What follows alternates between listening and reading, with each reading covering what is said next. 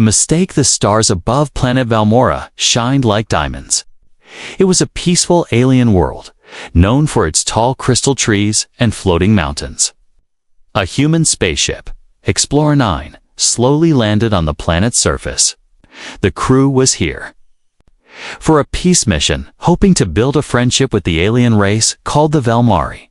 Lieutenant James Carter, a young Earth officer with short brown hair and calm blue eyes, stepped out of the ship. He had been trained for battle, but this mission was peaceful. He didn't need a weapon, just respect and careful steps.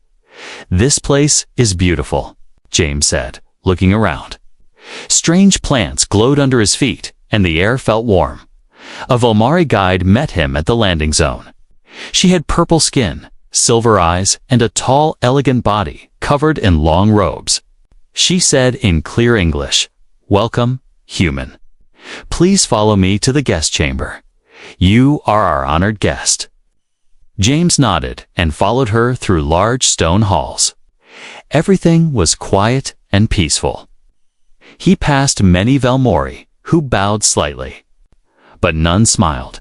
The guide stopped at a doorway. "Your room," she said. "Stay inside. Do not explore. Our customs are different from yours." James smiled politely. Understood. But hours later, James was still wide awake. The room was too quiet. He was curious. He wanted to understand the Valmari better.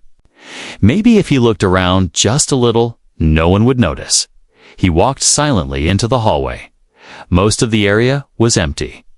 A soft green light came from the walls. He saw a door slightly open at the end of the hall. He peeked inside. It looked like a private bathing chamber. Strange steam floated in the air. A small waterfall glowed in the center. Someone stood near it with their back turned, a tall female figure. Her long purple hair was down, and she wore only half of her robes. She was clearly not expecting company. James froze. His heart stopped. But before he could leave, she turned around. She gasped loudly. Her silver eyes went wide in horror. "You, a human? You saw me?" she cried. James raised his hands. I'm sorry. I didn't know." Before he could finish, two guards stormed in. They saw James, the half-robed woman, and drew their energy spears. "Wait," was a mistake. James shouted. The woman covered herself quickly with a robe. Her face was red, not just with shame, but fear. She looked at the guards, then at James, then back again. "Stop," she said firmly. "Let me speak to him." Alone, the guards hesitated. Then they nodded and left, standing just outside. James looked at the alien woman. She was beautiful, elegant, but clearly upset. She stepped closer and whispered, "Do you understand what you've done?" James looked confused. "I didn't mean anything. I thought the room was empty. Sorry." She looked at him with panic in her voice. "It doesn't matter. You saw me unclothed. According to our laws. That means you must marry me." James blinked. "What? If you don't," she said, "my people will think I've been dishonored. They will kill me for shame. And they will kill you for breaking sacred tradition." James took a step back. "But that's crazy. I didn't even know." "Doesn't matter," she snapped. "Valmari law is strict. No excuses, no exceptions. You saw something no one but a bondmate is allowed to see." James swallowed hard. "So, marry you or die." She nodded slowly. "Yes, and we must convince them it is real. If they suspect it's fake, they'll still kill us." James sat down on a stone bench. This mission was supposed to be peaceful. She looked at him with sad eyes. "It still can be, if you agree to this. My name is Kalira, daughter of council leader Varese." James groaned. "Of course. You're royalty." Kalira raised an eyebrow. "And now, so are you, husband." The door opened again.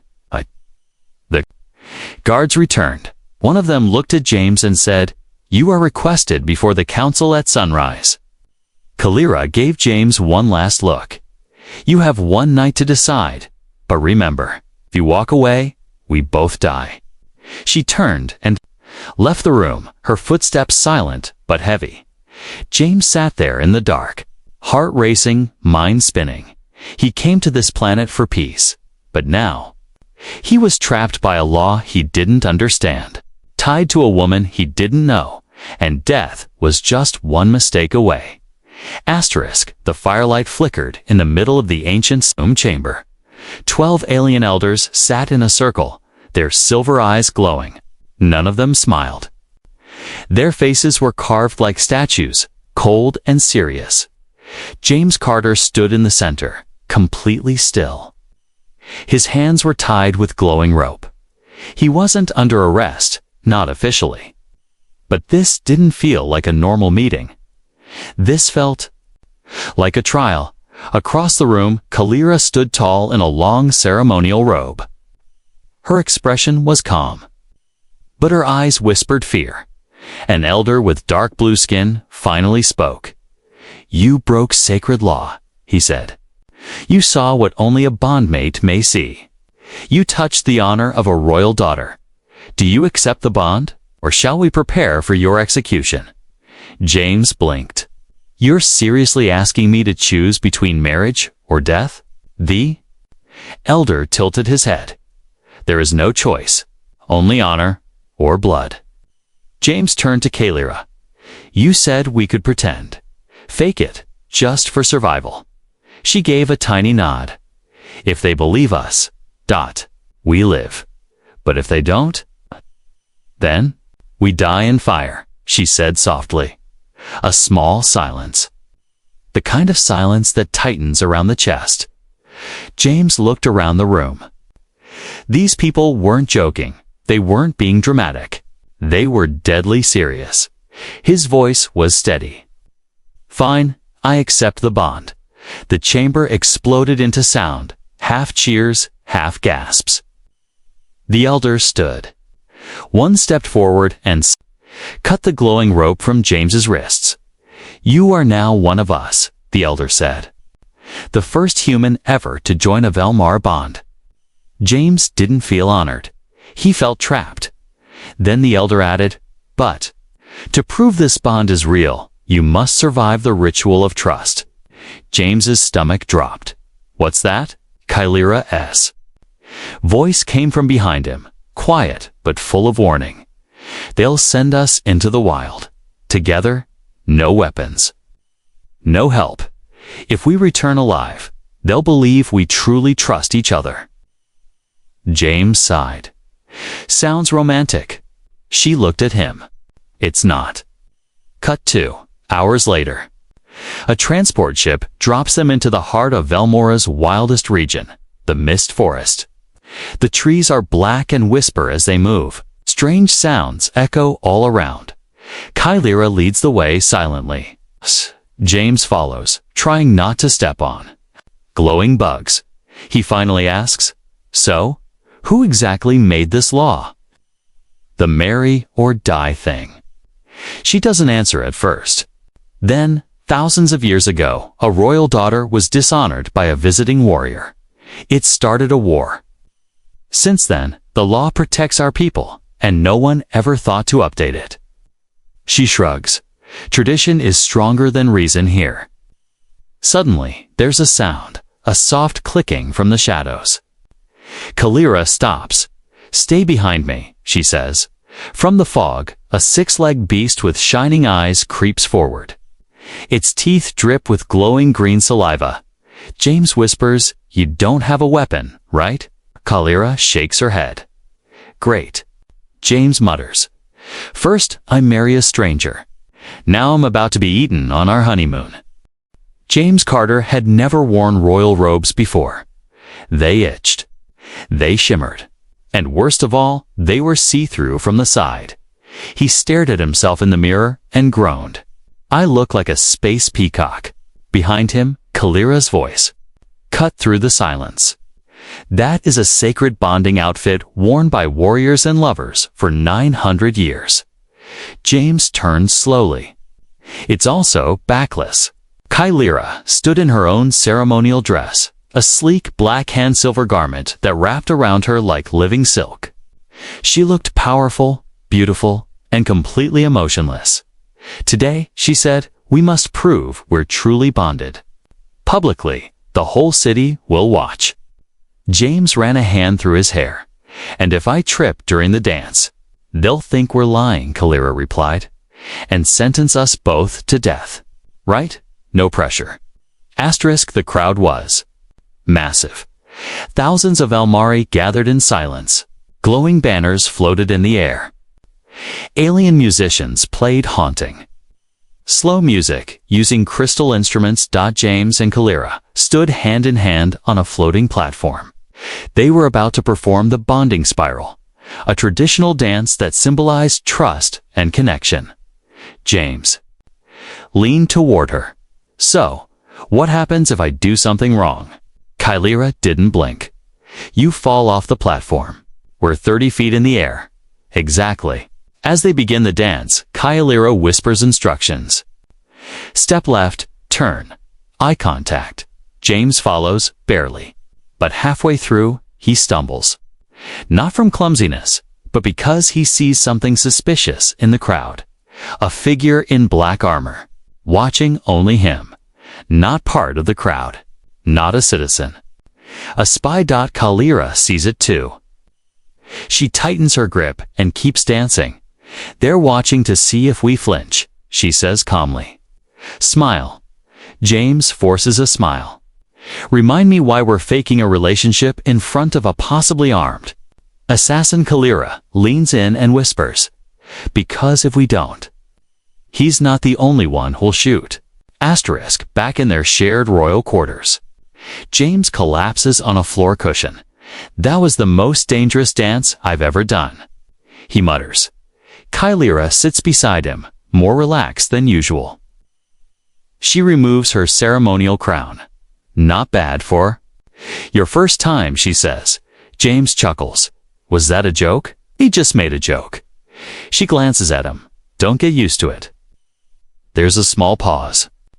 Something changes in the air between them. Kylyra looks down. When I was a child, I used to watch that bonding ritual from the palace windows. I always wondered who I'd dance with one day. James studies her face. Did you ever imagine it'd be a human from Earth wearing a see-through robe? She smiles, just a little. Then, a knock at the door. A guard enters, bowing. Apologies. The council requests the couple's presence at dawn. There will be a private mind-bonding trial. James sits up. Mind bonding. Kylyra smile. Vanishes. They want to test our emotions, our thoughts, our pasts. Nothing can be hidden. James goes pale. So they'll see everything I've ever felt. She nods, and I'll see yours. Yes. Asterisk, James looks at her, suddenly unsure. What are you hiding, Kylyra? She doesn't answer. Just walks to the window, looking out into the alien. Night. Let's hope, she whispers, that neither of us sees something we can't forgive. Asterisk, James opened his eyes, but this wasn't reality. He stood in a strange place made of silver clouds and shimmering lights, drifting endlessly. Around him, it felt peaceful, but wrong, unreal, yet familiar. Kylyra, he called softly. His voice echoed in the empty space. Silence answered. Then, slowly, shadows formed in the mist, creating shapes he recognized. Buildings appeared, buildings. From his past, Earth, his old neighborhood. He was home again. Confused, James stepped forward. The ground felt soft, like stepping on memory. As he moved closer, he heard familiar laughter. Voices he hadn't heard in years. Mom? Ha! He whispered. The clouds cleared, and he saw a scene he'd tried to forget. A tiny apartment. A birthday. Cake on a simple table. his mother smiling warmly, his father laughing. It was James's 8th birthday, the last day before he lost them both. "Why am I here?" He asked. A gentle voice came from behind him. "Because the mind bond reveals truth, human. You cannot hide from yourself." James turned sharply.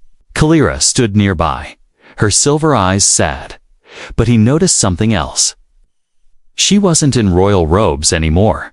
Instead, she wore simple clothes, like someone who'd run away, afraid of being found.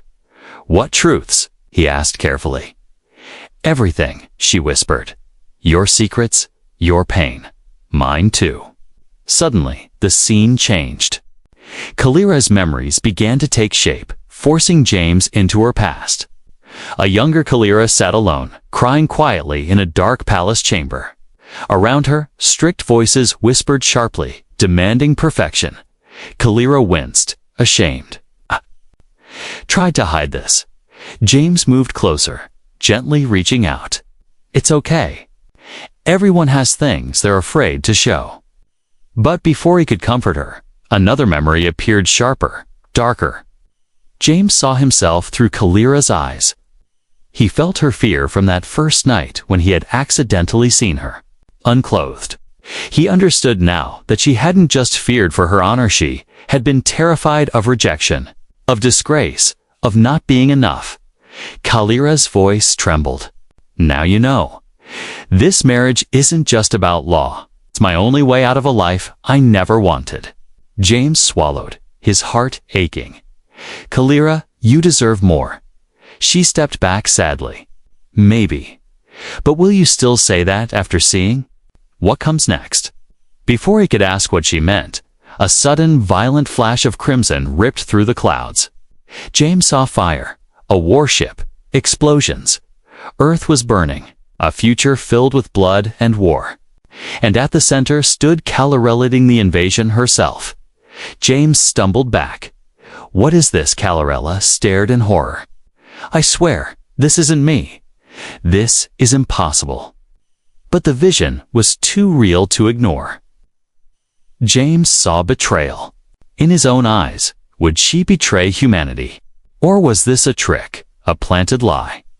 The mist darkened as a chilling voice echoed around them. "The bond has revealed treason. You have both failed." James turned in panic. "Wait, we don't even understand what we're seeing." But it was too late. The dream shattered into darkness. When James opened his eyes again, he was in chains, guards surrounding him. Kalira knelt beside him, terrified. "The council demands your execution for the future crime of betrayal," a guard announced. James met Kalira's gaze, shaken. Both knew their trust was shattered, but both knew they hadn't seen the full truth. Yet, if they wanted answers, they'd have to find them quickly, or die trying. Stale air, metal bars. James blinked away the after-images of nightmare visions, struggling to remember what was real. His wrists were bound behind him with shimmering alien cuffs, cold against his skin. The cell was dark, except for a single blue light above, which hummed like a warning. He glanced sideways. Kalira was slumped against the opposite wall. Silent, her head bowed, silver hair tangled over her face. Outside, he heard distant shouts, a city in chaos. He tried to speak, but his throat was dry. "Kalira, are you awake?" A shaky breath. "Yes. Did you see it too? The war? You? Me?" She looked up, her eyes hollow. "They believe the bond vision is fate. They think we're dangerous now. I'm sorry, James. They'll execute us at sunrise." James felt anger rise. "No, we didn't come all this way to die in a cell because of some nightmare." At that moment, a small object clattered onto the cell floor around, metallic, almost invisible in the shadows. James crawled to it and pressed the button. A soft hologram flickered to life, showing the worried face of his friend, Engineer Kira from the Explorer 9. "James, if you can see this." I hacked the city's surveillance and found something strange. There's a hidden shuttle under the North Tower, looks like it belongs to Kalira's rival. He's planning something big. You have to get out, find the shuttle, and the proof. I've unlocked the cell door remotely, but you'll have only minutes. Don't get caught. The message fizzled out. Kalira's eyes were suddenly alive with hope. A shuttle. My father's enemies use the North Tower for secret meetings. If we find evidence, maybe the council will listen. James nodded. First, we escape. A soft click, the cell door unlatched. They slipped into the shadows, moving quickly through the ancient corridors, hearts racing with every step. The city outside was loud. Protesters, soldiers, strange machines. Searchlights crisscrossed the sky. In a narrow alley, Kalira stopped and pulled a thin metallic pin from her robe. My father's symbol. It will open any palace door. They darted through winding tunnels, emerging at last in the ruins beneath the North Tower. There, hidden among old machinery, they found the rival's shuttle, a sleek black ship. James recognized Earth tech illegal, forbidden here. Kalira searched the cockpit, hands trembling. She found a data chip and inserted it into the ship's display. A holographic map burst into life, showing plans for a coup that would overthrow the entire council using Earth weapons, making it look like humans were the enemy. James felt sick. They're framing us, all of humanity. Kalira nodded. If we don't warn the council, there will be war. Not just for us, it's for everyone. A sudden alarm wailed overhead. The enemy's guards had found them. James looked at Kalira. We fight or we run. She stared back, fear fading from her face. We fight together. Their fate was no longer just about survival. It was about saving two worlds from destruction. And for the first time, James felt like maybe, just maybe, they could do it side by side. The city of Velmora had never felt so cold. James Carter stood in the center of the council arena, the sun burning low behind alien towers. Thousands of Velmori had gathered on glowing crystal platforms to watch history happen. Their eyes silver, unblinking, fixed on James. None of them smiled. He tried to steady his breath. His human heart beat too fast, out of place in this world of silent stairs and ancient rules. Across the sands stood Kalira's rival Sarax, the warlord's son. Sarax was bigger, his armor black and edged with blue light, his face hidden behind a mask shaped like a beast. His voice, when he spoke, seemed to rumble from the ground itself. This human will not survive, Sarax called. He has no blood. Right? No place among us. Kalira stood behind the council barrier, her hands clasped tightly. Her face was calm, but her eyes shone with worry. If James lost, he would die, so would she? If he won, the marriage would be recognized. The evidence they had uncovered would save Earth, and the war would be stopped. James flexed his hands, feeling the strange exosuit Kira had smuggled from the Explorer 9. It hugged his body, whispering to his muscles, translating his thoughts into movement, ready to react. It wasn't much compared to Velmari tech, but it was hope. A council elder raised his hand. The arena fell silent. Today, two destinies are bound by trial. Let the duel of truth begin. Only one shall walk away. A drum sounded deep, slow, ancient. The crowd leaned forward. Sarax moved first, fast as a shadow, swinging a spear crackling with blue energy. James dodged, his suit boosting his leap. Landing lightly on the sand, he remembered Kalira's advice.